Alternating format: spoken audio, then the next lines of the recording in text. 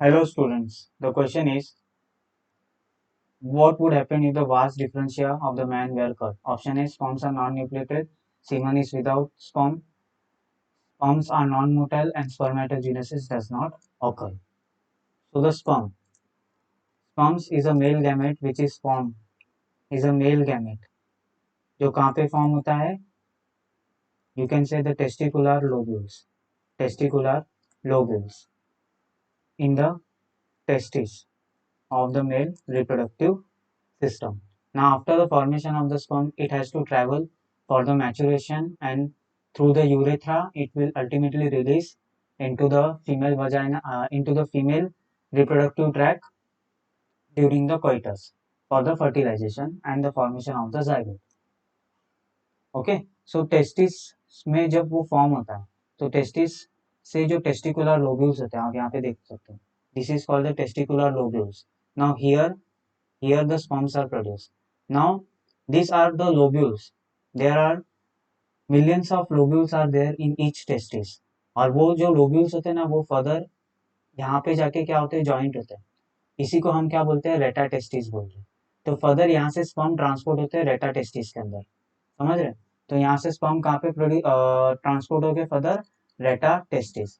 Now rete testis will open into the rete testis will open into now all the reta testes will open into the common, you can say, duct known as epididymis. ये epididymis में open होता है.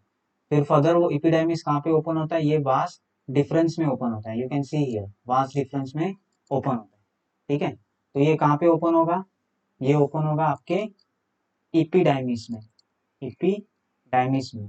Further ये epididymis कहाँ पे open होता है everyone, ये होता है आपके वास डिफरेंस में, vas difference. Now the function of the vas difference is to carry the sperm away from the testis, and this vas difference will open into the urethra. अभी ये जो urethra ना उसके पीछे से from the posterior from the, you can say,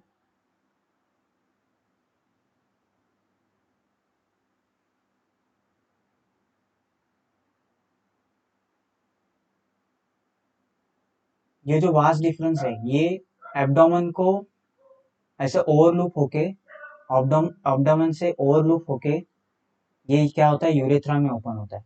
now तो ये जो वास डिफरेंस है ये यूरेथ्रा में ओपन होता है.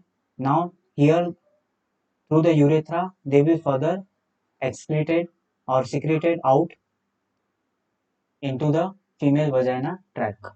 ओके, तो वास डिफरेंस फर्दर किस में ओपन होता है, एजुकुलेटर डक्ट में, एजुकुलेटर डक्ट. और इसी एजुकुलेटर डक्ट को हम क्या बोलते हैं, यूरेथ्रा बोलते हैं. Through this urethra it will open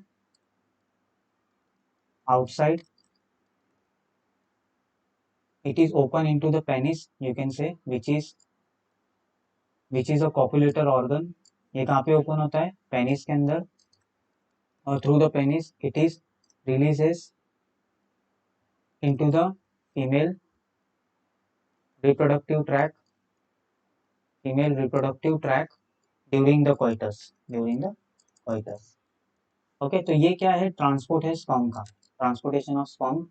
okay, अभी क्या होता है पता है, नॉर्मली जब ये ट्रांसपोर्ट होते हैं ना तो यहाँ पे कुछ ऐसे मेल एसेसरी ग्लैंड्स भी प्रेजेंट होते हैं, मेल एसेसरी ग्लैंड्स भी प्रेजेंट होते हैं which helps in the maturation and the transportation of the sperm, ताकि स्पर्म जब फीमेल रिप्रोडक्टिव ट्रैक में एंटर हो तो वहाँ पे जो ओवम प्रेजेंट होता है फॉलोपियन ट्यूब में उसे वो क्या कर सके, फर्टिलाइज कर सके. तो उसको ऐसे मैच्योर बनाने के लिए, मैचुरेशन करने के लिए उन्हें मेल एसेसरी ग्लैंड से भी स्पर्म को क्या होना पड़ता है, ट्रांसपोर्ट होना पड़ता है. तो male accessory gland you can से कौन कौन से है, वो है प्रोस्टेट ग्लैंड्स, काउपर ग्लैंड्स हो गए, सेमाइनल वेसिकल्स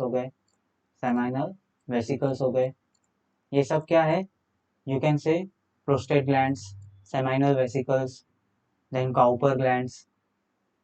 ठीक है, ये क्या करते हैं, एक फ्लूइड सीक्रेट करते हैं, उस फ्लूइड का नाम है Siemens. Now in that Siemens everyone, Siemens plasma क्या करते हैं, वो सीक्रेट करते हैं। उस फ्लूइड का नाम है semen plasma and seminal plasma. And in that seminal plasma, your fructose, your enzymes, your calcium is necessary that help the sperm in the fertilization with the ovum. Okay तो उसी को हम क्या बोलते हैं, सेमाइनल प्लाज्मा बोलते हैं। And जब सेमाइनल प्लाज्मा में आपके स्पर्म्स प्रेजेंट होते हैं तो उसको हम क्या बोलते हैं, सीमंस बोलते हैं। क्या बोलते हैं, सीमंस बोलते हैं। इसके अलावा यहाँ पे एक और ग्लैंड होता है जिसको बल्बो यूरेथ्रल ग्लैंड भी बोलते हैं। वो क्या करता है, वो म्यूकस सिक्रेट करता है ताकि लुब्रिकेट सरफेस बना सके, so that it can transport easily outside the body. Okay अभी क्या यहाँ पे पूछा है, जब वास्ट डिफरेंस को हम कट करेंगे। अभी यहाँ पे क्या बोला है कि हम वास्ट डिफरेंस को कट करेंगे। वास्ट डिफरेंस को कट करेंगे तो क्या नहीं होगा, ट्रांसपोर्ट नहीं होगा स्पर्म का। कहाँ से नहीं होगा transport, from epididymis into the urethra.